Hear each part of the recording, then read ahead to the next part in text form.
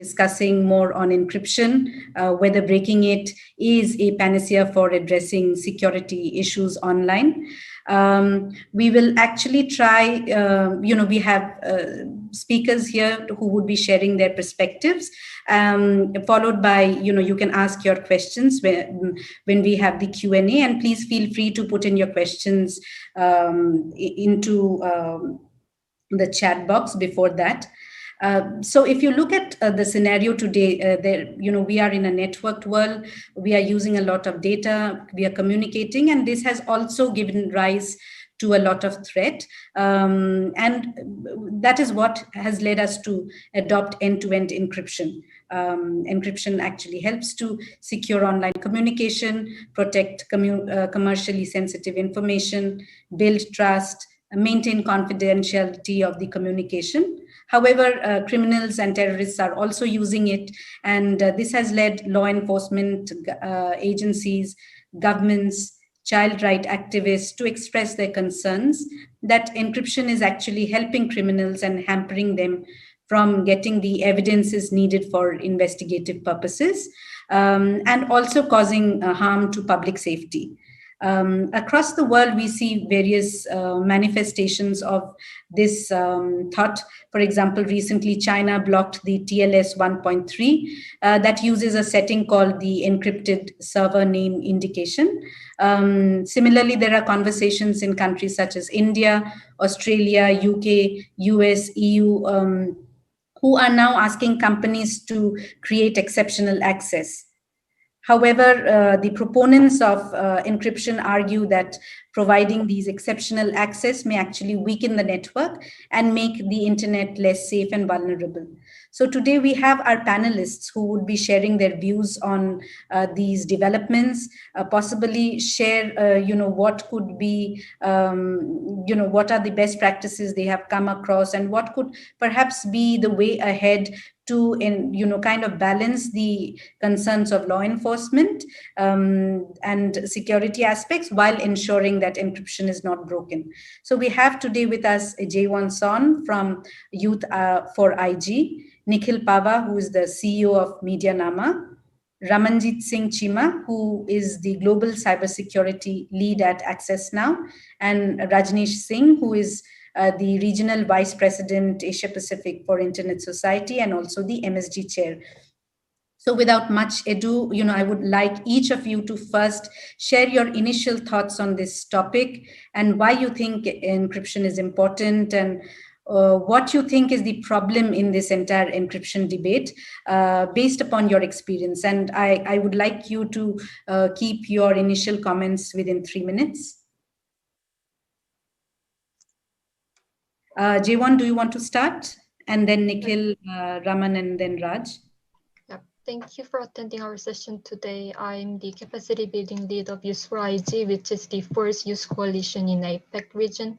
My initial thought in this issue came together with COVID-19 as people are staying home longer and the screen time has increased, not only for the others to do the remote work, but also for kids to do the virtual class and also spending rest of their time, which has also increased the kids' exposure to online safety risk. So considering all that, I believe the encryption is more important than ever to keep the children safe online, as it would make their information unreadable for anyone who are intending to use it in the bad way. But still, as this encryption technology has been made for the good use, but the criminals are also using it to prevent themselves from getting caught from the police and so on, which has put a lot of people in danger. I believe there should be another solution to deal this problem. But the problem of this debate, I believe, is that people are tending to focusing on only the technological way of changing these issues, while there would be no one-size-fits-all solution to address the law and the technical side issues, as the law enforcement would still want to access to this information, while the technology and technician might want to still prevent it as to strengthen the encryption, I was thinking that maybe we should go for the softer approach and maybe think of more non-technical measures. Um, like as we are doing the session today, I believe this might be the first step for more people to recognize the fact that the lives and the safety of more people, especially the youth at stake, and the fact that the lawmakers and the tech firms should investigate every options. I will stop by now. Thank you. Thanks, Jaewon. Nikhil, please. Sure. Thanks, Amrita, and thanks, Jaewon. I'll pick up from where you left off. For me, it's more of an India perspective. Just as an example, about a year and a half ago in Delhi, there was a consultation by the telecom regulator, where in the row in front of me, there were 4 retired army generals. And they were talking about terrorism in the troubled state, the troubled union territory of Jammu and Kashmir. And they said that earlier we used to have access to all phone communications and all SMSs. And ever since things have moved to WhatsApp, and which is an end-to-end encrypted environment, we don't know what the terrorists are planning. They say that a bus goes around a corner and a signal goes out over end-to-end encrypted messaging platforms, and there is a bomb blast on the other side. And so their thing was, we don't care if there are problems with putting in backdoors. We don't care what you have to do. My soldiers are dying, and I need some access to communication. I need access to all communications in that area in order to be able to protect my soldiers. So the first key hard argument to deal with when it comes to encryption is, what about the terrorists? Because just as people like you and me use end-to-end encrypted platforms, what about terrorists using those platforms? And then if there is going to be a reasonable restriction to even the right to privacy, where it's important to break privacy at times in order to enable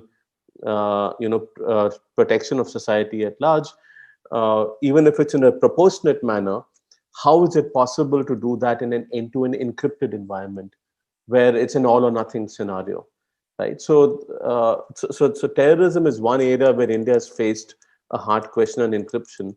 The other is misinformation. Over the past, I think just until about a year or so ago, for a year and a half, the heads of WhatsApp, first Chris Daniels and then Will Cathcart, had to come to India to meet India's IT minister because of concerns related to misinformation on WhatsApp. And India began a process to modify safe harbor provisions in order to ensure that there is traceability of an individual even in an end-to-end encrypted environment. And so misinformation in India has led to India having the highest number of internet shutdowns in the world. There are riots, people get killed. There is misinformation that has led to lynching of people. And it's difficult to argue with that situation, although there are alternatives for misinformation in terms of dealing with it. And frankly, law enforcement should be dealing with the actions that people take on ground. But access to what the law enforcement agencies want is access to the source of the originator of that message. The third area where there's a hard question to deal with is related to child protection. So a parliamentary committee in India has recommended that to protect children, you need to have law enforcement agencies should be allowed to break end-to-end encryption, because they need evidence in order to prosecute someone. So, the kind of questions we're hearing in India are, is there a way of enabling access to all messages from a particular source without impacting end-to-end encryption? Are there ways of gaining access to groups, and many of these groups are secret, in order to gain access to what sort of communications is happening, for example, related to child pornography? Is there a way to search these platforms for what kind of messages are being shared? So we are in an almost like an all or nothing scenario, where in an end-to-end encrypted environment, we have privacy and there is protection for everyone. Or in another environment, the government feels that it's able to catch these people, but none of us have privacy because they can surveil on all of us also. So I think in India, we're grappling with these really hard questions, and we are coming to a head. There are cases in the Supreme Court that might go one way or another.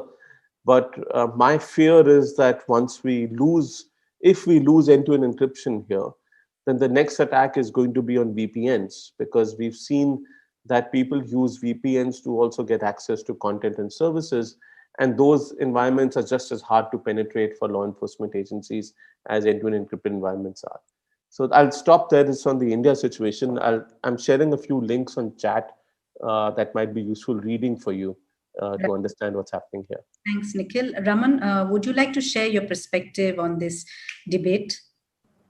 Thank you, Amrita. Just to first check, can you hear me clearly right now? Yes, absolutely. We can hear. Perfect, great. Good morning, good afternoon to all of you, wherever you might be.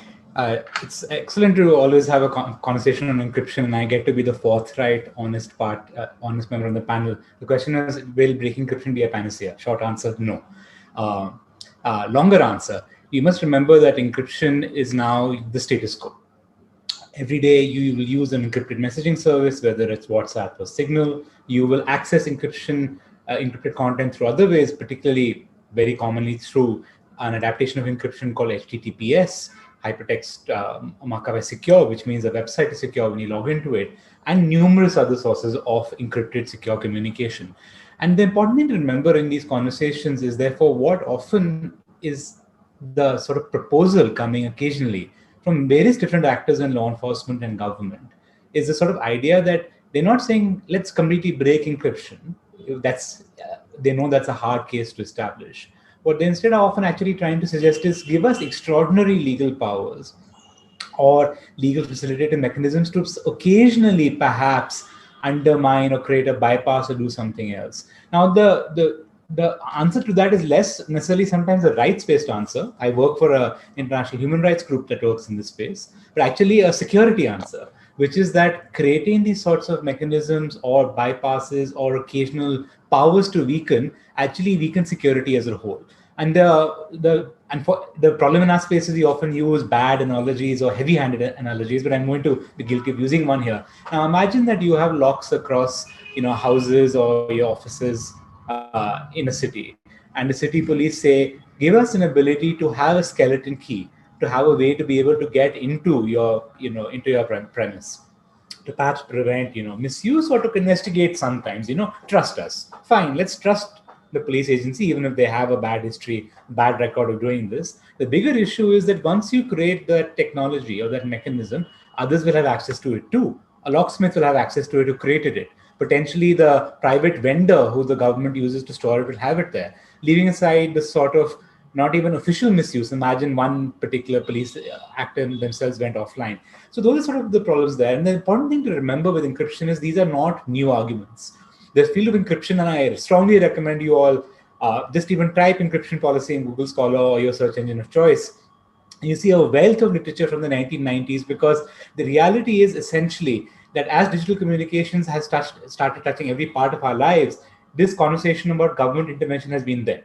A noted academic, Peter Swire, who also used to be on the Obama Privacy and Law Civil Liberties Oversight Board, Peter Swire has a useful point and an illustration to bring here. And his point was that in the mid-1990s to end 1990s, it was actually the golden age for data access for law enforcement, because everything that was offline or on analog communication, hard to tap, was now digital communication that everyone could access. And what's happened since the late 90s to the late 2000s has been that some of this communication has gone dark, to use the term that US law enforcement or others use. But a large amount of it is still accessible. And therefore, in this conversation, we must remember that the problem is that law enforcement is trying to make a case that they want to be able to access or tap or surveil any form of communication at any point of time. And encryption can be a limitation on that. They want action taken against it. These aren't just hypothetical things. In Australia, for example, a law was passed that allows the Australian government to force technical measures in encryption. The Indian government has brought up various different proposals on this, but has not really advanced it. And then you have actual countries who have gone ahead whether it be China or whether it be Russia that passed a legislative package a few years ago. But I would in fact, again, emphasize that it is democracies who we must monitor here, because democracies are sometimes coming up with problematic proposals. And as we'll get deeper into the conversation in this debate, I hope you all see some of the resources that are out there. I think it's striking that it's normally digital security experts, not civil society people sometimes, who are the strongest in defense of encryption. And their point is to say that encryption, defense, and robust encryption policy is actually to ensure that everyone has access to secure communications, not just the military, not just VIPs, not just elected lawmakers. Everybody has access, because today, in reality, you have access to incredibly strong communication that others don't. And the other thing I leave you with is that encryption is here to stay, which means that if you undermine mass consumer encryption that we use, bad actors will still keep using encryption of their own. Anyone who believes that terrorist groups do not have encryption capabilities or access to their own, or organized crime don't, well, I encourage you to just open up Wired magazine and read the stories. There are entire companies that have been deployed now by mafia operators and others to deploy encrypted phones and other technologies there. And why I point that out is that if bad actors have the technology, don't take away this incredible security technology that all of us today at APrIGF and elsewhere make access to, or in fact, this very conversation right now is happening via an encrypted channel. I provide you some more resources in chat, and I look forward to conversation through the rest of the session. Thanks a lot, Raman. Raj, would you like to come in? Yeah, and I'll try and be a bit shorter than my previous panelists in the interest of time. I will also, let's go back to what the session title is. And if I break that down, it's basically asking, does breaking encryption solve security issues? Obviously not, because first, I think we have to realize security is multidimensional.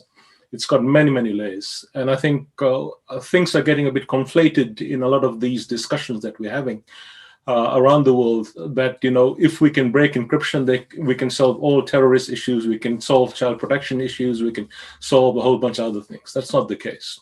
Because fundamentally, encryption is about trust. If our online interactions are not trusted, if we don't have trust in what we do online, I don't think we can achieve anything much else by being online and doing the things we need to do. So if we look at it from the perspective of why do we need to protect our interactions online, in other words, why do we need to protect the user? The most obvious one is, do you think you'd want to have your banking information, the transaction you're having online with your bank, to be unsecure so anyone can listen in and hack away at it? The answer is no, obviously. Same goes for things like storing your files on some sort of cloud storage, shopping online, because each and every interaction if you do of that sort, and just as another very quick example, during this pandemic, we've got, for instance, doctors providing consultations online to patients. Now, if you walk into a doctor's surgery, there's confidentiality assured, right? So the doctor's not going to talk about your ails and ailments with the rest of the world. So in that way, if you're doing that online, encryption is the thing that protects those interactions. So if we start talking about breaking that encryption, there is no secret bullet, or secret vector, if you like, where only the good guys can have access to encryption breaking technologies, and the bad guys will be forbidden from entering. In fact, it's quite the opposite. So, I think in order to live in this modern digitally enabled world, living with that encryption is not going to be a very effective means of having an online presence. So I'm going to stop there, because I think we'd have more interesting points to discuss ahead. Yeah. Back to you. Raj. So I would like to ask each of you, and request if you can keep it to about 4 or 5 minutes, not more, because we want some audience interaction. Is there is a challenge that law enforcement has. We need encryption. How can both the interest be balanced? The need for encryption, the need of law enforcement for information, or even child protection for that matter, because these are critical issues. And I'd like to team up this with another question, as in, would you like to share some best practices or you have come across, or certain collaborations which you think may help to some extent to address this? So Raj, would you like to go first, and then we go in a reverse direction? Okay, getting me to speak back to back, fair enough. So, I very briefly mentioned that there's no such thing as a safe backdoor. And if you look at all the attempts that have been made, be it from the traceability angle or be it from intercepting communications, the example given earlier about the military and law enforcement wanting access to these communications to save soldiers. On the flip side, if they don't encrypt their own communications, they're also going to be wide open, aren't they? So there is a bit of a balancing act that I think that's required there. No one has the solution. Now, countries like Australia, for instance, have introduced through legislation ways and means to try and get around that. Instead of breaking encryption, they're describing it in other means.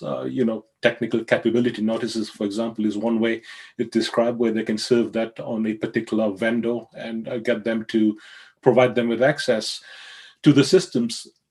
The problem with those sort of actions, of course, is that part of the law also says that if you are asked to provide that access, that exceptional access, you're not allowed to tell anyone about it. Now, that becomes a major trust and transparency issue, obviously, particularly if you are a commercial provider. Whatever actions that seem to be being taken now by governments, and in Australia is just one example, there's many other things in motion, as some of my other panelists have said, around the world. All of them, I think, seem to be coming from a very reactive stance. So I really think there needs to be some deeper discussions on, for instance, if a law enforcement agency says we need that access, the question that I think has to be asked is, okay, why do you exactly need that access? And the thing that you need out of that access, that information, can that also be provided to you by other means? There have been some examples in the past where we've seen that, for instance, using metadata has been able to provide law enforcement with the information they need to track down a suspect or to put the tabs or keep tabs on a suspect.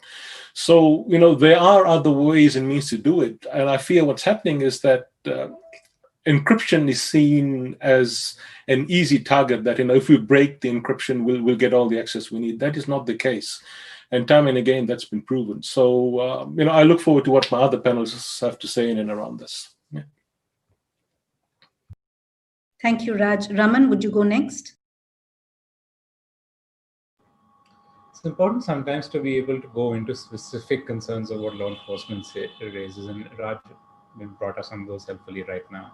Sometimes it's about accessing particular forms of communication. Sometimes it's to be able to trace specific people in order to establish a crime for the purposes of then punishing them. But what's also not talked about is that a large part of this is actually often for people claiming access to it for intelligence purposes. It's actually not for law enforcement. It is for the ability of states and other actors to get information in advance of activity. And that can be legitimate, but it's also it's an area of activity in democracies that you need to be very cautious about. Because one person's intelligence is the other person's political intimidation, or sometimes just a desire to be able to access large amounts of information about everybody. And basically nearly every democracy has problems around intelligence gathering, whether it's the US, whether it's the UK, whether it's India, whether it's even Australia, many others. But why I mentioned that is that sometimes we forget that the worst examples you'll see about, for example, child sexual abuse imagery sharers, other actors, the live ticking time bomb examples, etc., are actually not a large number of the use cases sometimes proposed by government agencies. It is the general ability to collect information and intelligence. The issue even then isn't necessarily about being able to target a specific person. It is the idea that because so many people use digital communications, even if a couple of them, their encryption is not fully secure, we have large amounts of data that we can then be able to constantly follow up on. And that's a concerning sort of approach to intelligence gathering more generally. The other reality is that over the last 5 years, law enforcement, government actors have been using alternatives to generally trying to weaken encryption. They have hacking powers, which they are actively using across the world, legally and illegally. That's something they acknowledge. In fact, we need to engage in that conversation now more regularly around what are the controls and oversight around government on those measures. And so therefore, it's useful for us to come and break down these conversations in each democracy. If a government in a democracy or elsewhere comes and says, we need new legal measures on encryption, ask them, what do you already have? Are there sufficient checks and controls on those communications, interception, and surveillance powers? is that merely for intelligence, but also for law enforcement investigation, for use in prosecuting somebody? How are those used? What are the oversight mechanisms on those? And is the use of such measures likely to undermine digital security or the integrity of solutions as a whole? Because unfortunately, more often than not, the more radical proposals actually require that. And what they essentially are saying is, for a couple of security cases, please weaken the security of everybody. And that's literally what you need to sometimes post to them. If I'm an elected lawmaker, it would be me grilling the intelligence agency in my country or elsewhere, saying, okay, are you saying that this one or two security cases you have justifies weakening everybody's security? And when you pose that question, then you realize it's a high threshold, which is why, with the exception of Australia, no other country right now actually has passed laws that would facilitate this, because it's so controversial or potentially unconstitutional. But let's see what more comes in. But as I said, please look at government hacking very carefully. It is happening, and we can go into it in further detail. You, in fact, want to check and make sure that there are sufficient checks and balances on the uses of government hacking powers by different government actors, because in reality today they're being used and there aren't too many checks. Thanks, Raman. Nikhil, I would like to go to you. And perhaps, when we're talking about interception, one of the things which most governments and most people agree is child safety, and, weakening, having access for protecting children is considered, no one denies that. So how do you address those issues or concerns?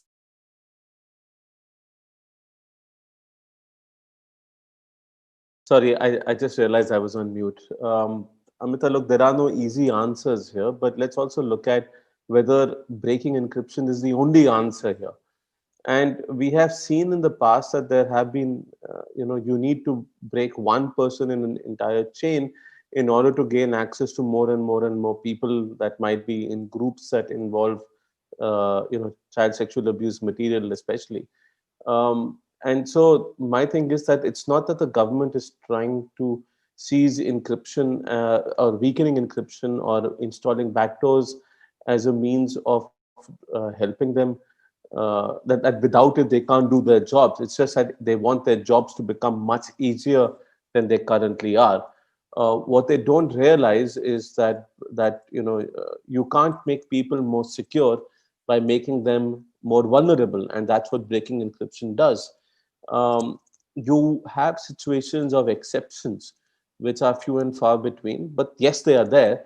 But the exceptions cannot be used to define the rule for everyone, and that especially at a time when governments, do not exhibit transparency and accountability, and even in terms of how they use technology in order to gain access to communications, in order to gain access to messaging services. Like, we still don't know, or there is no concrete proof, or there's not even an acknowledgement, although there's also not a denial of the fact that the Indian government used the Pegasus software from the NSO group to spy on people in India, on certain groups in India.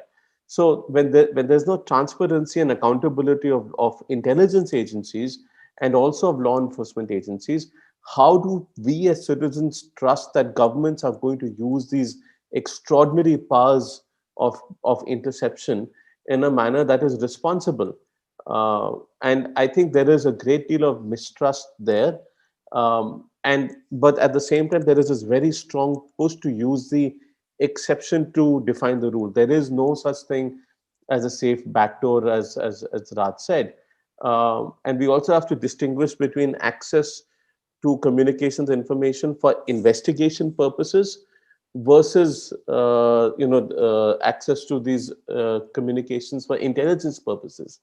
And those intelligence purposes could be harmful for democracies themselves, because there is no accountability of surveillance agencies, especially in India. So, like I said, there are no easy answers here, but there are difficult answers, which is old school legwork, old school for misinformation, go from hop to hop to hop to try and figure out where the source of the information was. This is just governments trying to make their jobs easier, and they will end up compromising everyone's safety. Thanks, Nikhil. Jaewon, I'd like to come to you. I would like to have more of the youth perspective in this discussion, as in, how do you see the debate? What do you think would be better approach? Right. I personally think that not many youths really have better understanding about the encryption, privacy, and how to prevent themselves from such a crime. And because of that, they do not really aware of the fact that they are actually in the situation of having all the risk when they're actually having it.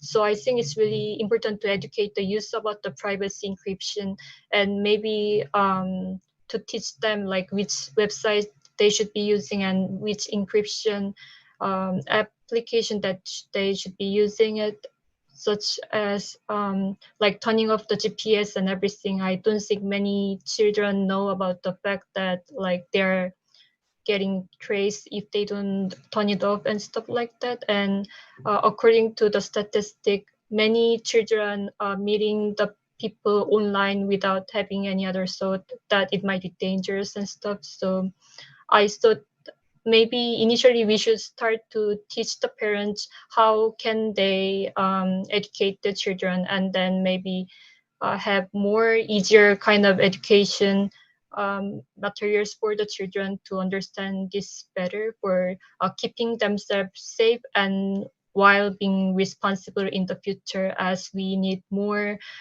responsible netizens in the future to nurture themselves into a better citizen and better leaders.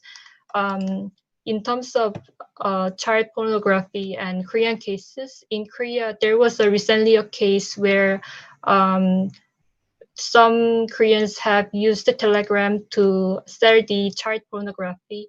And Korea had the initiative where they had international cooperation with 35 other countries. And in the end, they traced all the Bitcoin transaction and getting caught over 300 individuals, and save a lot of the child who has been abused with this technology and everything.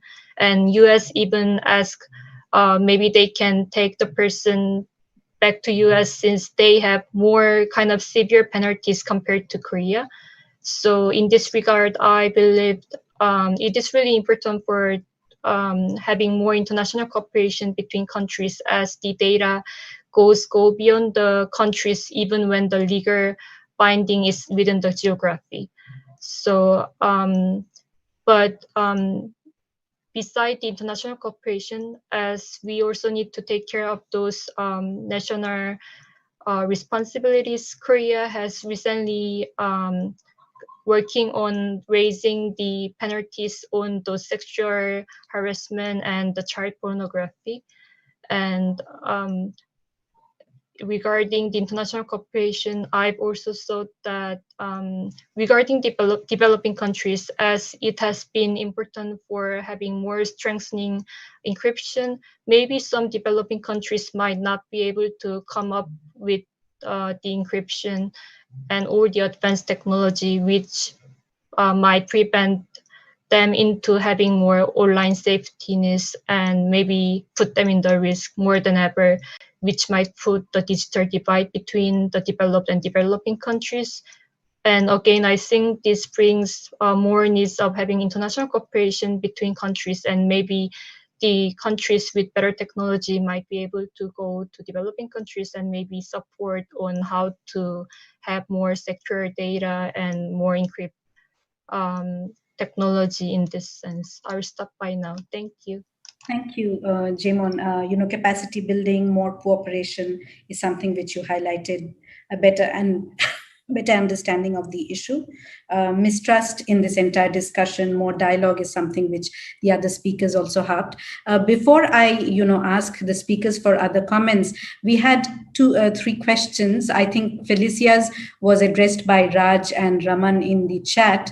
There was a question from Kapil Goel, who asked, India needs comprehensive security framework to address encryption issue. May I ask a possible solution for next billion citizens? The second question was from Yik Chan Chin, who asked, do you agree that there are legitimate bases for having backdoor required by the government? And there was also a question by Joyce Chen, who asks, I'm interested to hear what speakers think of encryption in the context of lawful interception. what can be done to increase transparency in cases of lawful intercept? From the speakers, who would like to take which question? As in, I leave it to you. I'll try and take a quick stab at all three for myself and hand it over. So just on Joyce's last question on lawful interception, that it's really a context-specific conversation. It depends on country to country. The first thing really to see is, does your country have a legal framework that matches international standards of necessity and proportionality when it comes to communication surveillance? I encourage you to see the website for necessaryandproportionate.org, a project that the Electronic Frontier Foundation led with many organizations several years ago, on guidance specifically on how international human rights law applies to communication surveillance, including transparency. Do you know how many requests are going in? Are you notified when a request goes in? Are courts enrolled in the process? So that's a much longer thing, and I'll leave that be. And the question about India and its encryption, policy framework and document. Look, I would say that you don't need a new document in many ways, because it's probably going to make things worse. But the important thing to remember, particularly in a state like India, is an example of some of the worst legal powers on encryption that are there. India for decades tried to assert that strong encryption could not be used by network operators and others, which is why in the telecom space, it's actually still weak encryption that's used. And it's taken years for the government to admit that they cannot directly regulate right now encryption on the network layer, the encryption you and I may use today, unless they issue new regulations or new regulatory instruments under current powers. In India's case, in fact, I would say an ideal policy framework would be one that just says the earlier encryption strength limits do not apply anymore, and that any other conversation on encryption policy, there is a governmental body you can go to contact for inputs and ideas. And that you want to grow Indian encryption. You want the Indian crypto community to be able to go global more so. Because, by the way, an Indian encryption expert will not work in India on encryption. If they have anything that's fantastic and great, you can guarantee me they're going to take it outside of India, because they know half the time they're going to be regulated or they're going to be targeted for what they deploy. Thanks, Raman. Anyone else wants to go ahead? I'll speak a little bit about the lawful intercept question, Amrita. So the lawful intercept thing, particularly when it comes to encryption, I think the key there is that there needs to be some sort of independent judicial oversight. I think if we start arguing that, there's no such case, I don't think that's an argument that'll go anywhere, particularly when it comes to law enforcement, intelligence agencies, or in the government for that matter.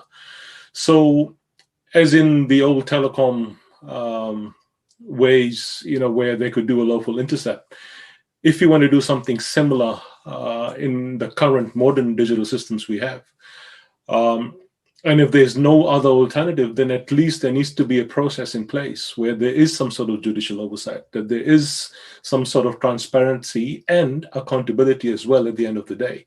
So what does that mean? For instance, if an agency wants to keep tabs on someone through some means, through a lawful intercept means, so they need to go to someone who will first say, okay, what is it you want to do? How do you want to do it? And after you finish doing what you're doing, we want to know, what did you actually achieve? Obviously, operational information may not be shared, but that's fine. But you still need to know that, if I ask for this particular intercept, did you actually achieve your aim? Or was it just a big troll just to try and see what you could grab hold of? So that having that clear accountability and transparency, as well as, what did you achieve out of it, is very, very important. That, unfortunately, I think is missing in large parts. Even if we look at the Australian law, for instance, there was a review recently by, it's a long name, INSLM is the acronym for that. That's one of the things that came out of that report, which said that basically, that oversight piece was missing, because right now it's all done in secret. And, if the person doing the intercept decides whether to do it or not, that's not very accountable, is it? So, some sort of oversight mechanism, which is independent, I think would be very important. Back to you. Thanks, Raman. Nikhil, would you like to go in for a question to respond, or would you like to respond to the next one? I'll take the next question, actually. Okay, great. So, Anupam, would you like to? would you like to share your question aloud, or should I read it out? Yes, Amrita, thanks for this opportunity, Amrita. So my question is there a business case for having differential obligations of encryption for B2B scenario and B2C scenario? So what law enforcements are particularly looking at is a B2C kind of C2C kind of scenario or B2C kind of scenario. So businesses might get impacted if the encryption is weakened. So what is the thought of panelists on this point? Well, Anupam, citizens also get impacted if there is a differential obligation for citizens as well, right? I think citizens have as much right to protection of their communication. And I think, as I'll go back to a point that I also feel very strongly about and Raj made earlier, is that it is essentially about trust. If you have the government being able to look at all communications and willy-nilly without enough checks and balances. Remember, India in particular doesn't have a surveillance law. There is very little accountability for surveillance agencies in India. And so if you have a situation where, and even if you look at the data protection bill, there's pretty much wholesale access to data that the government wants for itself. Under those circumstances, I think there is there's an environment of low trust when it comes to government, when it comes to law enforcement agencies from citizens. If you look at primetime news over the last year and a half, privacy has been front and center of many conversations. And when you look at the NSO hacking case, that was again, where there were activists who were surveilled allegedly by the government using exploits. That was again primetime news. These are issues which citizens are concerned about. So I don't think that, I mean, you need, for both citizens and businesses, you need to have strong encryption in place, and you need to ensure that the law applies equally in terms of protecting our rights. I don't think weakening encryption specifically for citizens is an idea that will be accepted or is acceptable. I just wanted to quickly just mention this one pithy thing. If you're saying, is there a business case for B2B and business to consumer to be different? I'd say no. And by the way, in a space where a business can be 5 people, how do you distinguish between 5 consumers and a business and enterprise solutions? And the reality is, when you talk to the people who deploy encryption at the back end, they will say we're being used everywhere, right? When businesses cooperate and use WhatsApp, Signal, and many other mechanisms, etc. So it's just unfeasible. And I just make this recommendation. Don't take an earlier telecom and limited retail model of difference between B2B and B2C and apply it to basically a digital security layer that is now a foundation for everything. And that's why it's concerning, but happy to chat about it more offline. Thank you for the question. Thanks, Raman. Chester, you had a comment. Would you like to say it out loud?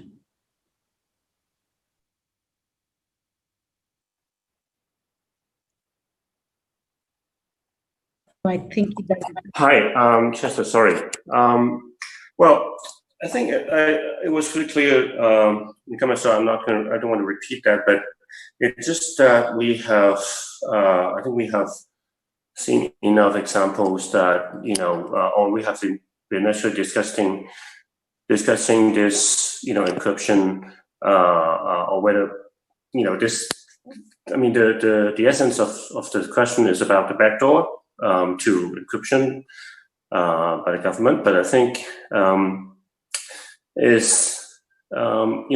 have discussed about the use of encryption for years, and I think the really important part of this is to have a transparent system that the public can, the citizens can trust.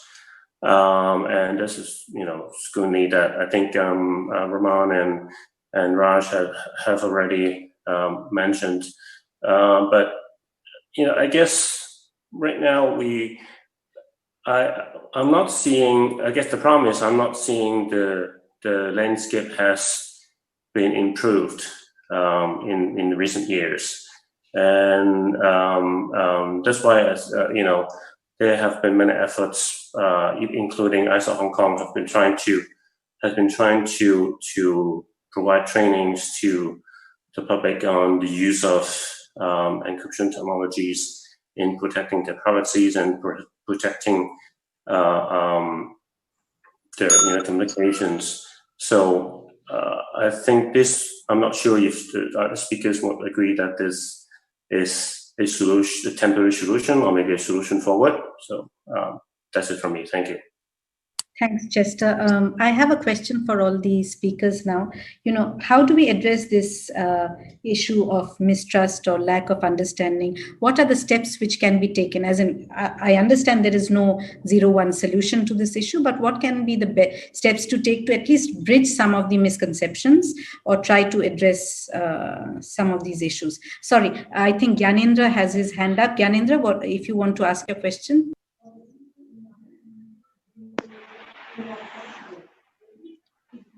Hello.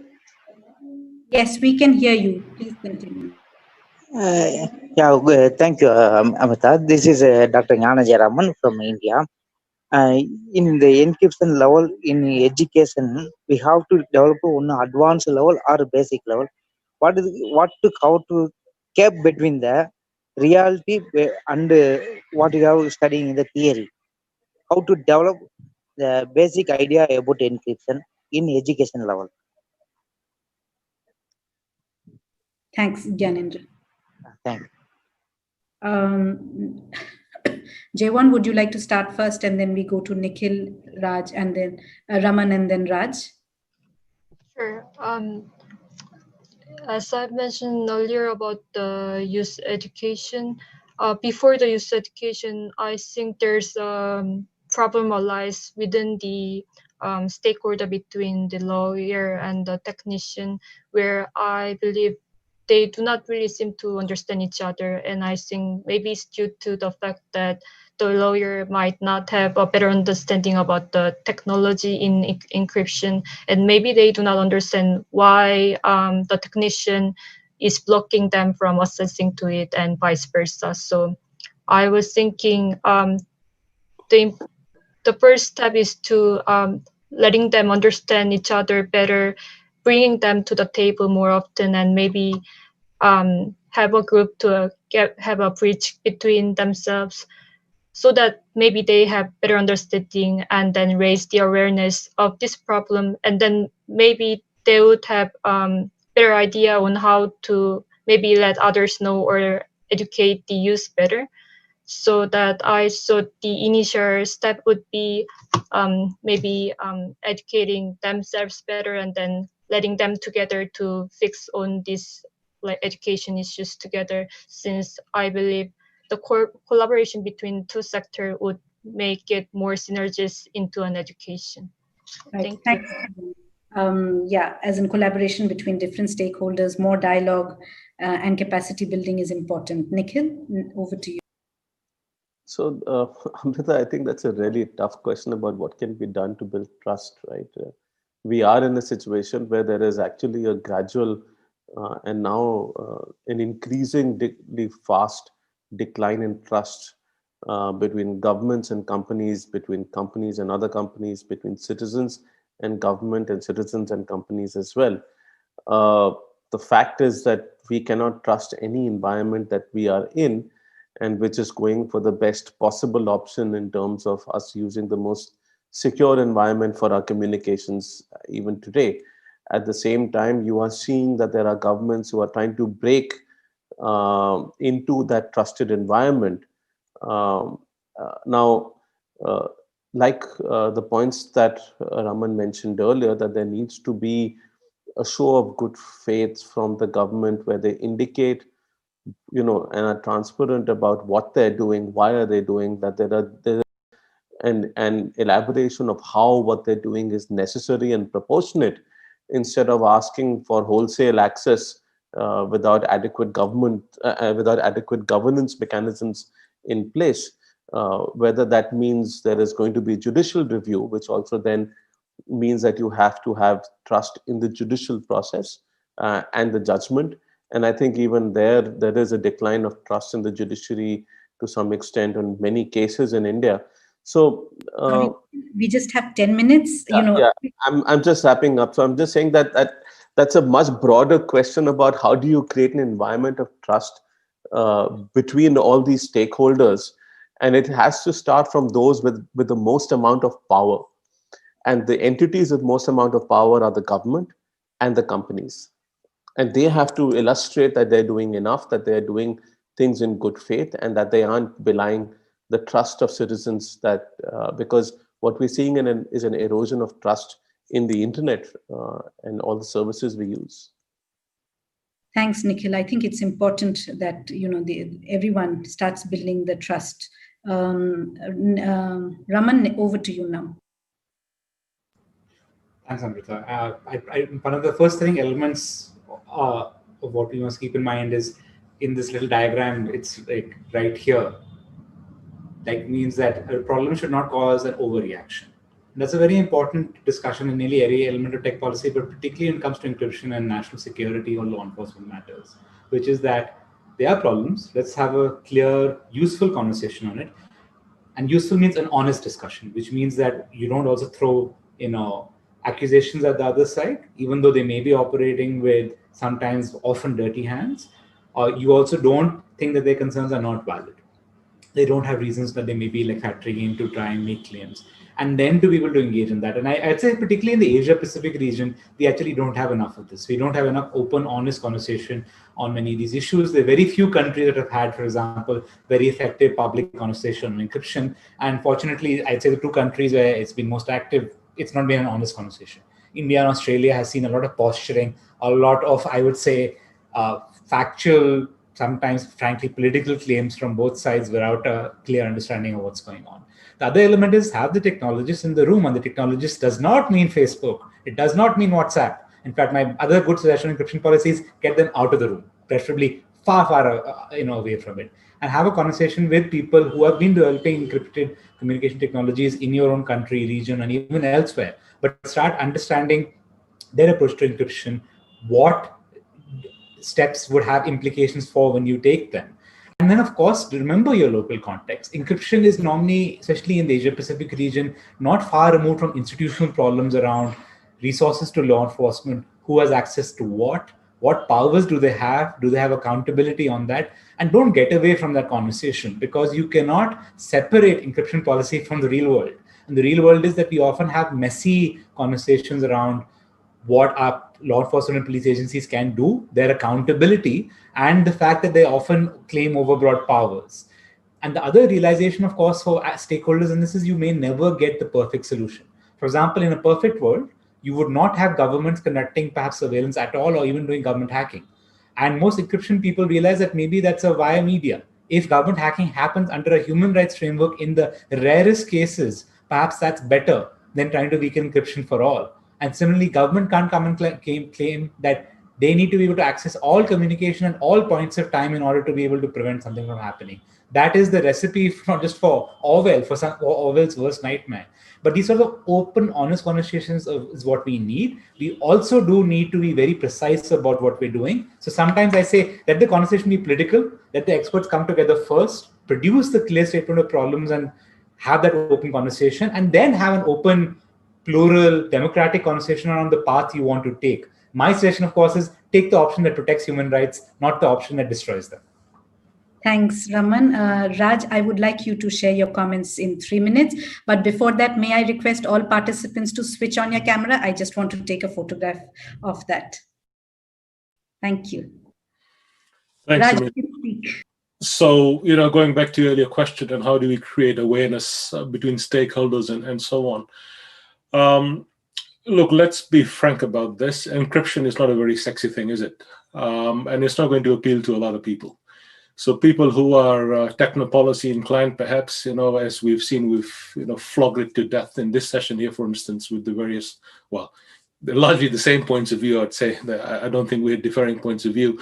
But the fact remains that if we want to appeal to a wider audience, when we start talking about encryption, I think we lose them as soon as the word encryption comes out of our mouths.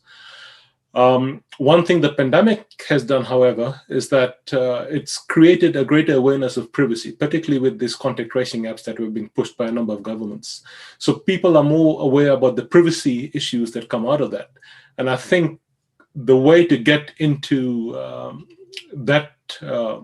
discussions or to raise the awareness of encryption would be tying encryption as a core component of protecting your privacy. That's the only way I think we'll be able to actually appeal to people on a wider scale. In terms of where do we go from here? I think there's a lot of organizations that are involved in this space. But again, as you can see, from all the speakers we had today, and if you look at all the narratives that exist around encryption, they're largely to do with the techno-policy realm. Other people don't talk about this, even though it's critical to their daily functioning. So how do you get that message across? I think that's also quite critical. I can go on and on, Amrita, but I'm going to cut it short. I see we have only about 3 odd minutes left. There's 2 things I just wanted to quickly highlight. One of the things that the Internet Society has done together with our friends from CDT and others is to create what's called the Global Encryption Coalition. That's over 30 civil society organizations, as well as an increasing number of companies around the world, which are all collaborating towards seeing how they can contribute to the encryption discourse and helping protect that. So I'll paste the URL for that. People may be interested in that in the chat window shortly.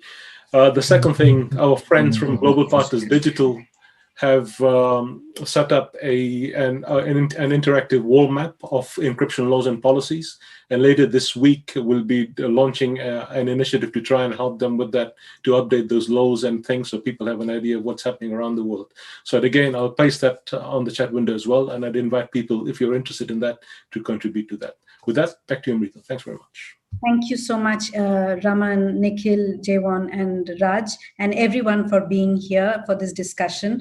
There is no clear answer if you look at this entire issue, but yes, there is need for more dialogue, need to understand each other's perspective, to clarify doubts, as in, we may think breaking encryption may be the easier way. However, there may be an alternate way to address the issue too, and those needs to be explored. And just like Jaewon mentioned, that there needs to be more dialogue between different stakeholders. A person who's building the technology may not know about rights, or even an end user might not know. So there is a need for everyone to kind of have more dialogue, to understand things. And there are global practices which are going on, perhaps to engage with them more. Governments need to collaborate. Of course, they do when they need it, when it suits their interest, but there needs to be more collaboration between different stakeholders. Civil society also needs to be brought into the discussion, just as business, and everyone has their role, and everyone has to build more trust, because today we do have a trust deficit. Having said that, thank you so much for being here. And yes, if you have any comments, please share, and do remember to put it into the synthesis document. Thank you so much. Everyone, just an announcement. Yes, please do share your discussion into the synthesis document at comment.aprigf.asia. There is a post-conference social actually at the end, after the closing ceremony. And please do remember to support the global IGF movement at igfsa.give.asia. Thank you.